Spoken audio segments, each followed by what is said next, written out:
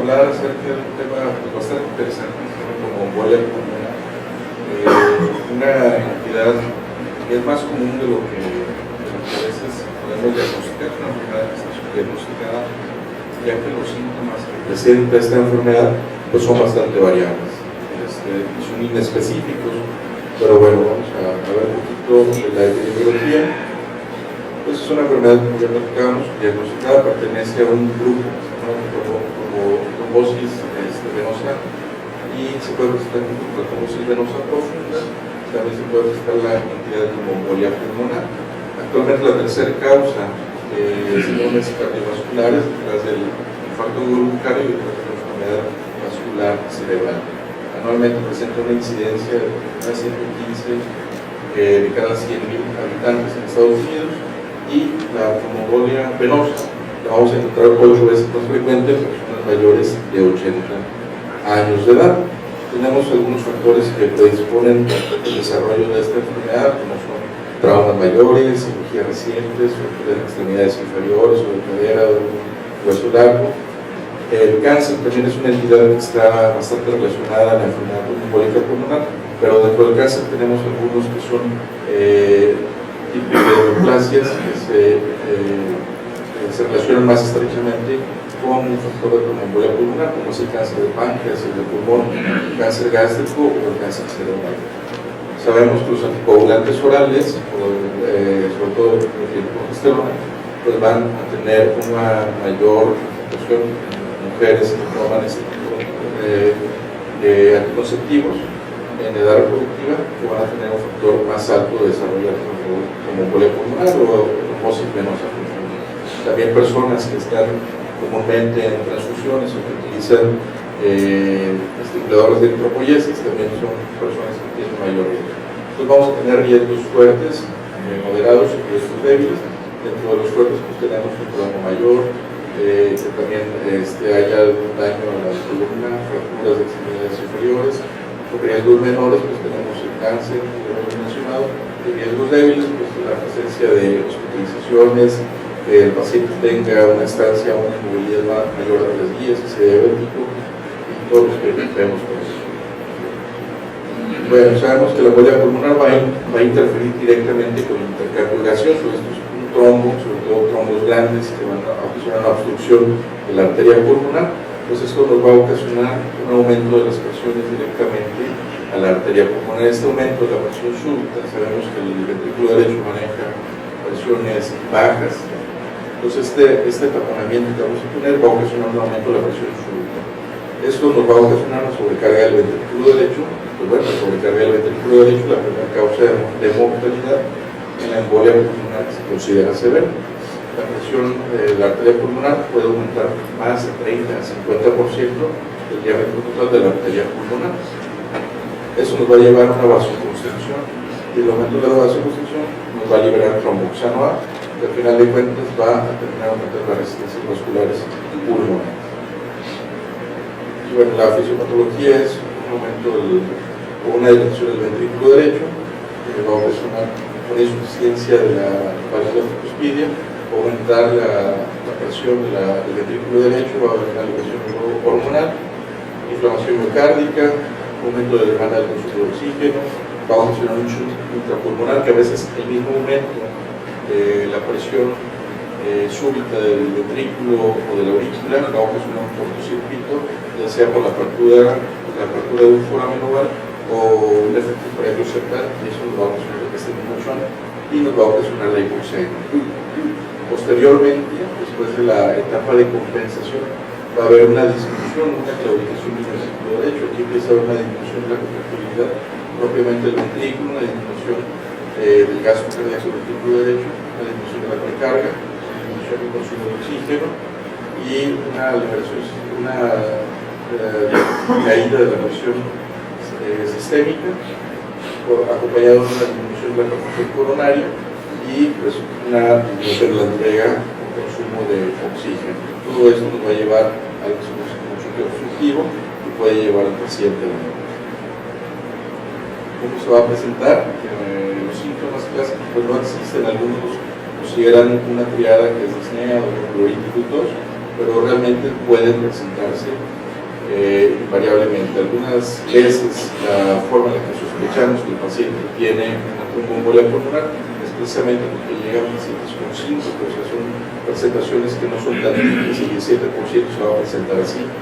Pero en pacientes que llegan con disnea, con dolor pleurolítico, solamente con tos, muchas veces estamos descartando otro tipo de causas y no pensamos en tromboembolia pulmonar. Entonces, los pacientes que llegan con estos síntomas, que son los más comunes, muchas veces pasan de forma inadvertida y prestamos atención a eso, a los datos de gravedad. El diagnóstico muchas veces ya lo platicamos, estamos en la búsqueda de otras enfermedades y casualmente llegamos porque pedimos una tomografía o pedimos un ecocardiograma y vemos datos de falla cardíaca o nos encontramos con un trombo en la arteria pulmonar. Entonces a veces el diagnóstico solamente es incidental porque el 40% de los casos no va a tener factores de riesgo predisponentes para embolia pulmonar y el 40% se va a presentar sin hipoxemia. Inclusive de ese 40% que se presenta sin hipoxemia, que es lo que pues esperamos, ¿no? La tromboembolia pulmonar que esté sin hipoxemia, que no es lo común, pero sí el 40%, casi la mitad de los pacientes pueden presentar sin hipoxemia. Entonces, un paciente que tiene disnea, dolor torácico, síncope, porque se apura arriba del 90%, también hay que pensar en tromboembolia pulmonar, pero 20% va a incluso presentarse con un taller de gases con un gradiente arterial normal. Existen diferentes escalas para evaluar la probabilidad de riesgo de embolia pulmonar, pero la más conocida es esta, la escala de Ginebra, ¿no? Donde vamos a valorar diferentes ítems. Hay una escala que tiene una puntuación de 3 puntos y otra escala que es simplificada donde se le vamos a estar otorgando un punto a cada uno de estos ítems. Al final de cuentas vamos a evaluar la probabilidad de 3 niveles, una probabilidad baja, una probabilidad intermedia y una probabilidad alta. También lo podemos tener en dos niveles, que es una embolia pulmonar que es probable y una embolia pulmonar que es improbable. Entonces vamos a ver si el paciente tiene datos de una trombosis venosa profunda previa o una embolia pulmonar previa. Si lo tiene, le vamos a dar 3 puntos. La frecuencia cardíaca, dependiendo de cómo la encontramos, si es de 75 a 94 le vamos a dar 3 puntos, si es mayor a 95 le vamos a dar 5 puntos. Como la escala simplificada, 1 o 2 puntos. Si tiene un antecedente de cirugía o fractura en el último mes, son 2 puntos. Si el paciente tuvo hemoptisis, que muchas veces la hemoptisis hay que preguntar bien cómo es, muchas veces no es hemoptisis, muchas veces solamente son hemoptoicos, que son dos pequeños puntilleos en la expectoración. Eso es lo que se presenta más comúnmente en pacientes con tromboembolia pulmonar y no una hemoptisis, que es cuando observamos más de 150 mililitros en la expectoración. Si el paciente tiene un cáncer activo, vamos a dar 2 puntos. Si tiene dolor de la extremidad inferior, unilateral, 3 puntos. Dolor de palpación venosa profunda, 4 puntos. Si tiene más de 65 años, le vamos a otorgar un punto. Y bueno, al final de cuentas vamos a sumar todo este puntaje y vamos a clasificarlo de 0 a 3 puntos. Tiene una probabilidad baja, de 4 a 10 puntos va a tener una probabilidad intermedia y de más de 11 puntos va a tener una probabilidad alta de tener tromboembolia pulmonar, y eso es importante para continuar la guía de diagnóstico, que lo vamos a ver en uno de los algoritmos. Entonces, el primer paso, además de la saturación y de acabar los signos vitales, pues son los estudios de gabinete, lo que casi siempre tenemos en la mano disponible, que es una radiografía de tórax. Los estudios de imagen no siempre son específicos de alguna patología. Por ejemplo, la prueba de Capto se puede presentar en algunos pacientes con tromboembolia pulmonar, pero no es característico, ya que eso resulta solamente la imagen de una atelectasia pulmonar, y esa atelectasia pulmonar está dada precisamente por una zona de infarto que ocasionó el émbolo pulmonar.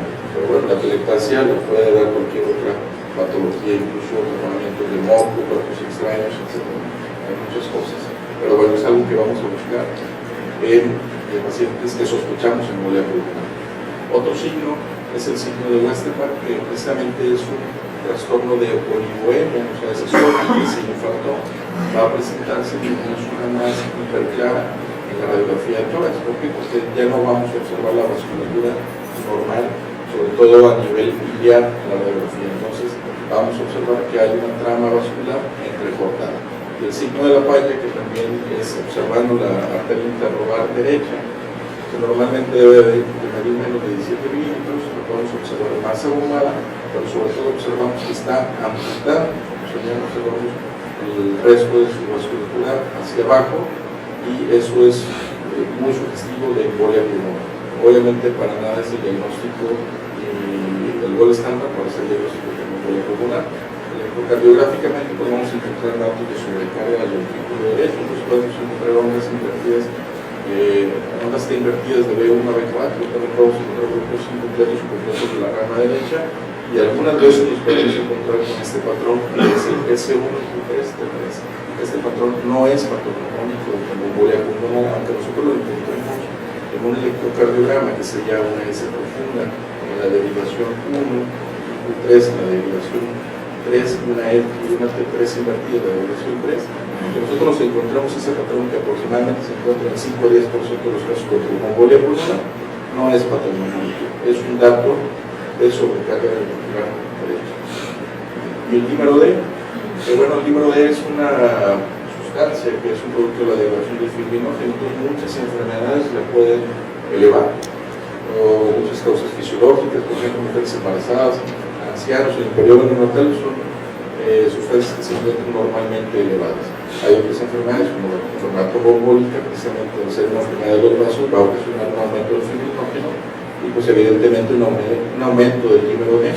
Pacientes que están hospitalizados, con cirugía reciente, síndromes inflamatorios, obesidad, coagulación intravascular, infecciones virales, personas con cáncer, etcétera. Hay muchas cosas que puedan ocasionar esta elevación o degradación del fibrinógeno. Entonces el dímero D tampoco es un método, es una prueba diagnóstica de tromboembolia pulmonar. La pedimos a todos los pacientes en los que sospechamos tromboembolia pulmonar, pero no debe de ser así, ya que el dímero D su mejor valor es el negativo. En pacientes en quienes tienen un riesgo bajo de tener embolia pulmonar, es a quienes se le debe de pedir, y si el dímero D es negativo, descartamos, entonces sí tromboembolia pulmonar. Pues no se lo voy a pedir a un paciente que tiene un riesgo alto de desarrollar embolia pulmonar, porque muy probablemente va a estar alto y eso no me va a significar nada, tengo que seguir con el de ellos. Estos tienen una sensibilidad del 95%, y lo que les comentaba, su valor predictivo negativo es elevadísimo, el 95% o más. Entonces, después de los 50 años debemos de ajustarnos. Esto fue un cambio que hay en las guías que estamos revisando, que son las guías de 2019 de la Sociedad Europea. Ellos dicen que después de los 50 años hay que ajustar el valor del dímero D, que debemos multiplicar la edad por 10 años, y ese debe ser su valor de dímero D normal. O sea, si el paciente tiene 70 años, lo vamos a multiplicar por 10, vamos a hacer 700, y ese debería ser el punto de corte para considerarlo positivo o negativo.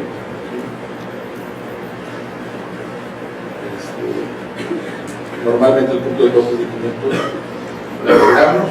Y bueno, recalcar eso, que cuando sospechamos que el paciente tiene un riesgo bajo, tiene una baja probabilidad de tener embolia pulmonar por los criterios de Ginebra, vamos a pedir ahí sí, nuestro dímero D. Y si yo confirmo que está negativo, descarto embolia pulmonar. Yo no necesito salir a ningún otro estudio, no necesito hacer ecocardiograma, no necesito hacer ningún otro estudio, y yo tengo que abordar a ese paciente con otra patología. Ese es un valor, el valor diagnóstico negativo. Y la ejemplotomografía, que no es considerada el estándar, pero sí es un método de elección para la embolia pulmonar, ya que pues, mediante el medio de contraste que se va a detectar en grandes cantidades, vamos a detectar la obstrucción, o vamos a detectar que deja de haber una probabilidad hacia el flujo del medio de contraste que estamos introduciendo, y vamos a encontrarnos la vasculatura pulmonar. Algunas veces con este método se sugiere para embolias pulmonares que son centrales, ya que difícilmente en las ramas segmentales o subsegmentales pulmonares se puede observar estos trofos. Entonces en embolias pulmonares grandes, embolios pulmonares que se encuentran, lo que escuchamos que están en la arteria pulmonar de las vías troncales, pues sí, va a ser un muy excelente método de elección, una sensibilidad de 83% y una especificidad de 96%. O sea, si yo veo ahí un defecto de llenado, pues diagnostico como embolia pulmonar. Bueno, este es un corte axial, donde podemos observar el tronco de la pulmonar, la rama pulmonar derecha y la rama pulmonar izquierda. Si somos desinflamados, pues el medio contraste pinta muy bien, pero a la entrada de la rama principal izquierda, donde está el tronco, y la rama principal izquierda se encuentran dos defectos de llenado. Y eso es la imagen típica de una embolia pulmonar. Este es otro corte axial, en la rama derecha podemos observar este defecto de llenado. Algunas veces los defectos son pequeños y son casi imperceptibles, pero por ejemplo aquí podemos observar este defecto de llenado que apenas es perceptible.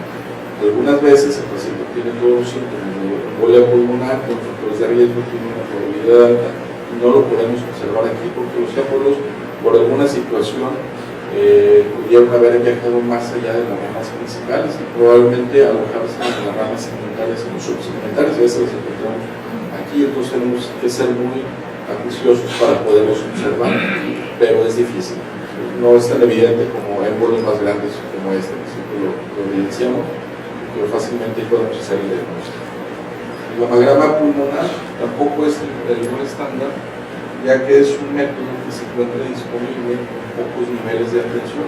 En este hospital sí contamos con la medicina nuclear, sí contamos con este estudio de gammagrama ventilación perfusión.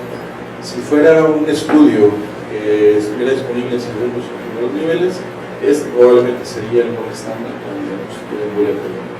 Pero bueno, su difícil acceso es lo que hace o dificulta que todos tengamos la posibilidad de hacer una gammagrafía pulmonar. Va a establecer el diagnóstico de sospecha. Un estudio normal va a excluir el diagnóstico de tromboembolia pulmonar en más del 95% de los casos. Tiene un valor predictivo del 85%. Y pues bueno, se hacen dos fases, una fase ventilatoria y una fase perfusoria. Utilizamos múltiples trazadores. El más frecuente son macroagregados de albúmina. Y lo que van a hacer esos macroagregados es que se van a alojar en las ramas y van a algo parecido a lo que pasa con el ANCOTAC, va a permitir que esos trazadores, al bloquear las arterias, pues, puedan observar un defecto de perfusión, o como se conoce como mismatch, que es esta ventilación, esta imagen que se va a ver en el gammagrama pulmonar, que la vamos a producir como defectos en cuña. Entonces, esta es una imagen de gammagrama pulmonar donde se observa el defecto en cuña y esto es compatible en la fase ventilatoria y perfusoria con tromboembolia pulmonar.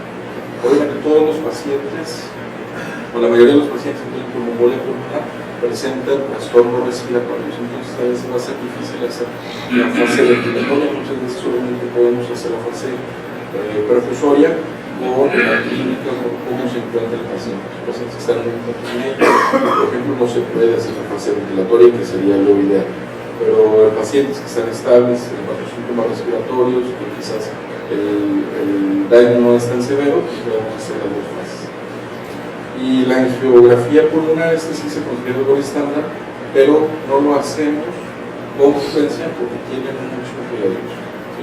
Inyectamos medio contraste, llamamos radiografías, pero puede presentar complicaciones más severas que estudios no invasivos como lo es el gammagrama pulmonar, como lo es la angiotomografía. Entonces, en este sí, al ser un estudio, considerado un estudio invasivo, va a tener porcentajes de complicaciones más altos, no fatales del 1% y complicaciones menores del 5%, pero sí con una mortalidad del 0.5%. Entonces, sí es muy evidente aquí cuando hay un daño o una afectación por un trombo, pero corremos el riesgo de que ese paciente pueda sufrir alguna de las complicaciones. Algo que se me pasó a comentar, pacientes con gammagrafía pulmonar, se sugieren pacientes jóvenes mujeres, ya que por ejemplo la angiotomografía o la tomografía estándar pues tiene una mucho más alta cantidad de radiación. También el gammagrama pulmonar controla piel y pacientes jóvenes por el tamaño de las manos, todo eso va a captar más radiación. Entonces en pacientes jóvenes mujeres se prefiere hacer un gammagrama pulmonar a una angiotomografía, mujeres embarazadas lo mismo debido a la radiación, y personas que tienen alergias al medio de contraste o pacientes con insuficiencia renal es una buena alternativa. La angioresonancia solamente se las comento, pero tiene baja sensibilidad. tiene una alta probabilidad de ser un estudio no concluyente y una baja disponibilidad en los servicios de urgencias, entonces es algo que hasta ahorita no se ha considerado. La ecocardiografía sí es un estudio sumamente importante que tenemos disponible prácticamente en todos los centros de salud, la mayoría, segundo y tercer nivel se encuentra disponible pues alguien que pueda hacernos alguna ecocardiografía. Es importante ya que vemos que uno de los trastornos principales de la tromboembolia pulmonar es precisamente la sobrecarga que va a haber en el ventrículo derecho. Entonces algo que queremos observar es el tamaño ventricular derecho, si hay o no dilatación, si encontramos algunos de los signos como este 60-60, que es el tiempo de aceleración tricuspidio menor a 66, con un gradiente sistólico tricuspidio mayor a 30, pero menor a 60, pero el signo de McConnell, vamos a ver el 12-20% de los casos, donde hay una disminución de la contracción de la pared libre del ventrículo derecho, aunque la ecocardiografía sea normal, no descarta la presencia de embolia pulmonar. Entonces también vamos a buscar otros parámetros como es el TAPSE, que es el movimiento extrapolado de la tricuspidia, en un eco 4 cámaras, en un M, donde vamos a medir este parámetro. El valor normal es mayor de 17 milímetros, y el valor de los casos es un dato de tromboembolia pulmonar también, en un hallazgo ecocardiográfico. Entonces el ecocardiograma vamos a ver varias situaciones. Primero que nada, medir el tamaño de los ventrículos, el ventrículo izquierdo comparado con el derecho, el izquierdo debe ser más grande, pero algunas veces ya podemos observar cambios del ventrículo derecho, un desplazamiento del centro, podemos encontrarnos el tronco y vamos a hacer las mediciones, podemos encontrar los signos de McConnell que hemos platicado, que son sugestivos de la tromboembolia pulmonar. Y vamos a ver la evaluación de severidad del embolismo. Lo primero que nada debemos saber si el paciente tiene datos de inestabilidad hemodinámica, y eso lo vamos a definir como una insuficiencia cardíaca con necesidad de reanimación cardiopulmonar, o choque obstructivo que se define con una presión sistólica menor de 90, o con necesidad del uso de aminas, o con una persistencia de hipotensión a pesar de la reanimación con aminas o de líquidos. Tenemos también una tabla que va a valorar la severidad del embolismo, se llama PESI, que es el riesgo de severidad, índice de severidad de embolia pulmonar. Vamos a medir algunos factores como la edad, el sexo, si tiene cáncer, si tiene falla cardíaca crónica, y vamos a ir otorgando puntajes de acuerdo si las preguntas van siendo positivas. Entonces, a mayor puntaje, el riesgo de severidad es mayor. Y vamos a clasificarlo también como clase 1, clase 2, hasta la clase 5, dependiendo de los puntos que obtengamos. Y eso nos va a servir para poder saber la ruta terapéutica que vamos a seguir con el paciente. Entonces, en un paciente que sospechamos una embolia pulmonar, que se encuentra estable hemodinámicamente, lo primero es hacer valorar qué tan probable es que el paciente tenga embolia pulmonar. Si la probabilidad es baja o es intermedia, entonces está indicado pedir el número D. Si el número D es negativo, no damos tratamiento y buscamos diagnósticos alternos. Si el número D es positivo, vamos a pedir al paciente una angiotomografía. Si la angiotomografía sale normal, no vamos a dar tratamiento y buscamos otros diagnósticos. Si la angiotomografía se confirma la embolia pulmonar, iniciamos el tratamiento. En pacientes que tienen un alto riesgo, omitimos ya el pedir el número D. ¿Por qué? Porque unos probabilidades para salir alto no va a dirigirse nada. Entonces pasamos directamente hacia la angiotomografía. Pensamos lo mismo, si en la angiotomografía no detectamos una embolia pulmonar, pues no damos tratamiento, buscamos otras causas, pero si detectamos la embolia pulmonar, iniciamos el tratamiento. Pacientes con inestabilidad hemodinámica, donde se encuentra disponible el ecocardiograma, vamos a pedir un ecocardiograma transtorácico y vamos a valorar precisamente el ventrículo derecho, todos los parámetros cristalinos, vamos a ver si tiene disfunción del ventrículo derecho. Si no la tiene, bueno, vamos a buscar otras causas de la inestabilidad y del choque del paciente. Si la tiene, vamos a solicitar, en caso de que se encuentre disponible una angiotac, vamos a pedir, si tiene inestabilidad hemodinámica, si tiene datos de disfunción del ventrículo derecho. Entonces, si tenemos el angiotac y lo pedimos, pues sale positivo, vamos a iniciar tratamiento, si sale negativo, vamos a buscar otras causas.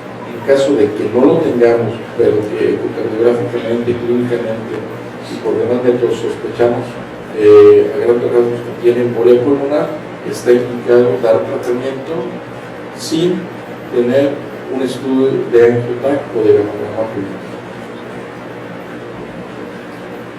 Pues bueno, el tratamiento, la hipoxemia es algo que se va a presentar en más del 60% de los casos, sobre todo en pacientes con embolia pulmonar severa o que abarca grandes regiones pulmonares.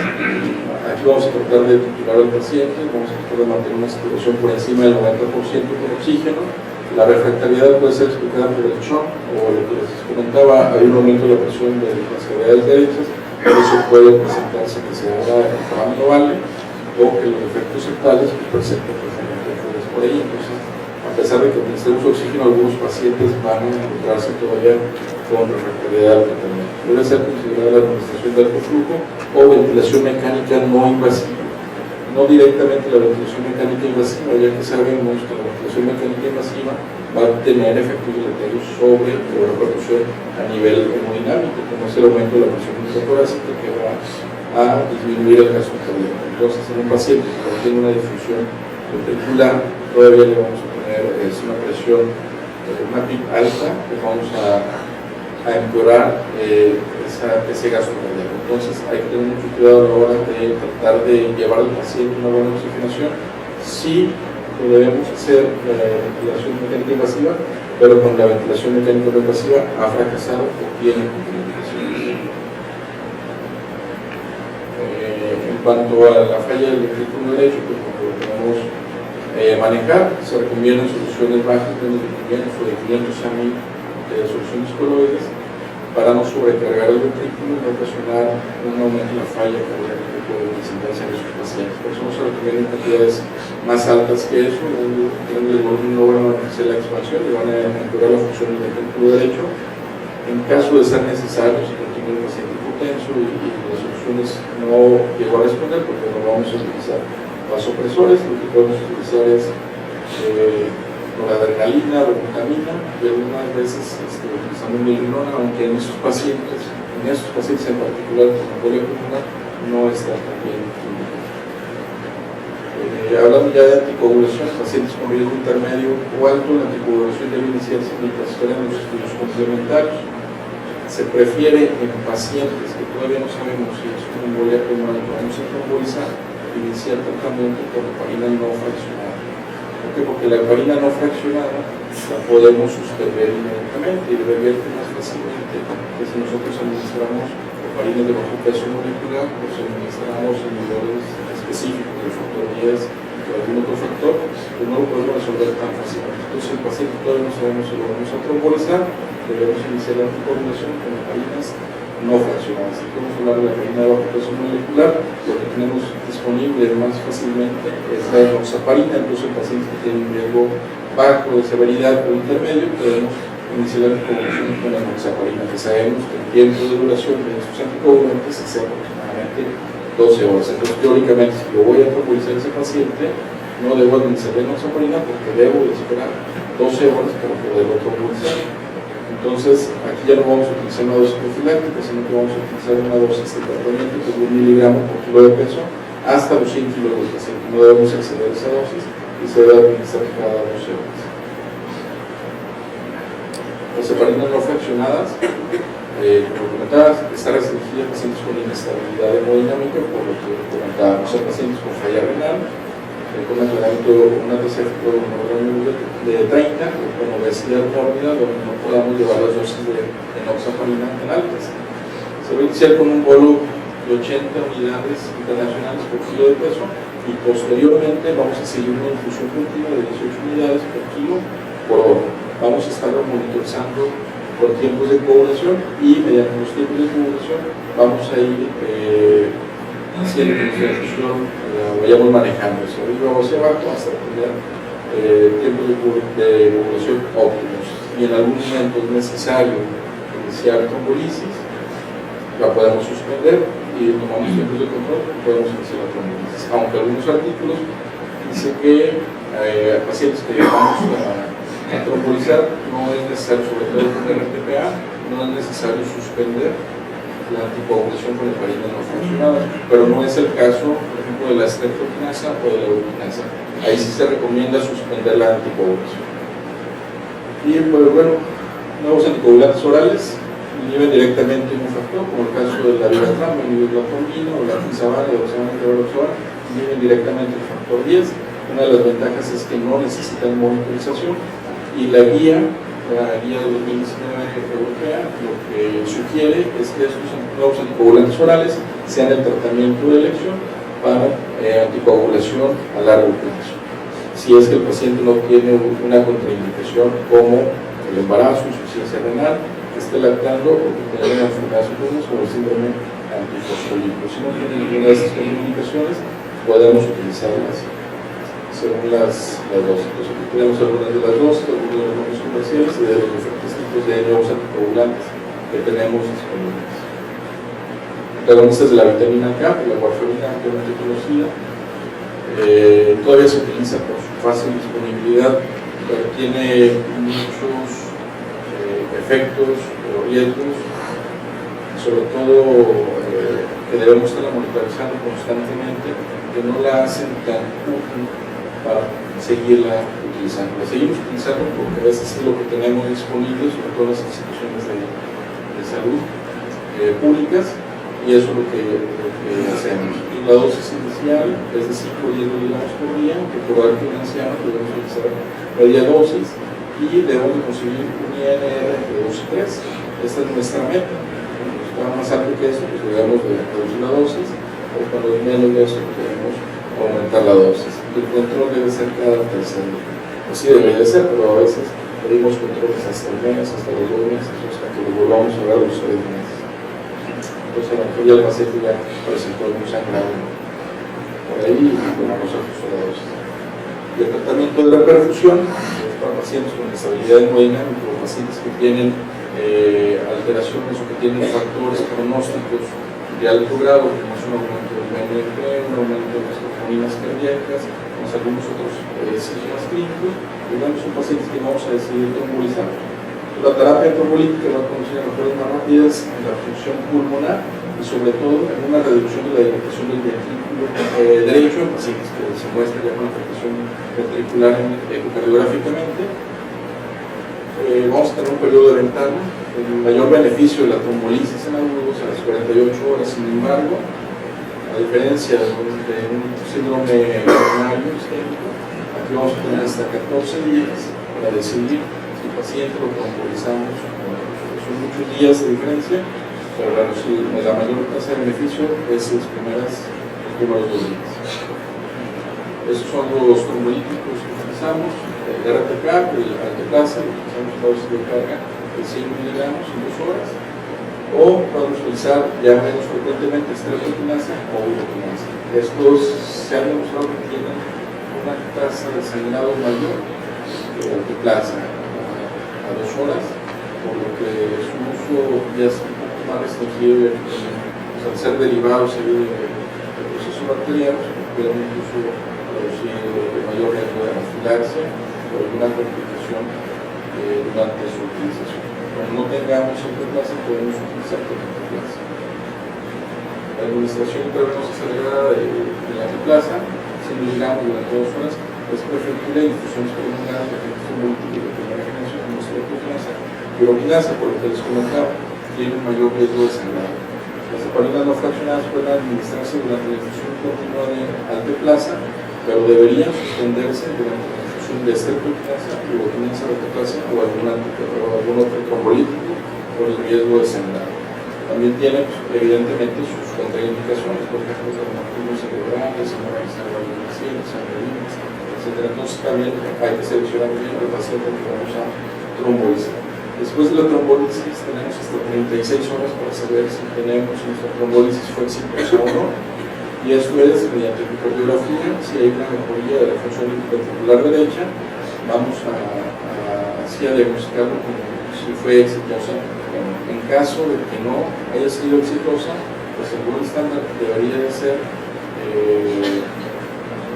la embolectomía quirúrgica, pero no todos los centros hacen embolectomía. Hay algunos centros especializados, principalmente en Estados Unidos, donde su tasa de éxito pues es altísima, pero es difícil en algunos otros centros de expertise hacer este tipo de procedimiento. Pero esto incluso es curativo. Una embolectomía quirúrgica, recto, la íntima, de la arteria pulmonar que está afectada, eso es hasta curativo, obviamente va a evitar las complicaciones de la tromboembolia pulmonar, como la hipertensión pulmonar tromboembólica crónica, la va a evitar, pero bueno, no se puede llevar a cabo en todos los hospitales. Pacientes con trombolisis fallida, ya vimos cuál es la definición, pues vamos a proponer esto. También hay tratamientos guiados por catéteres percutaneos, donde se va a tratar de introducir trombolíticos directamente al trombo para tratar de fragmentar o de aspirar el trombo, aunque no siempre se puede saber todo el trombo que está afectando ahí a las capas vasculares, pero bueno, va a ayudar también puede ser parte del tratamiento.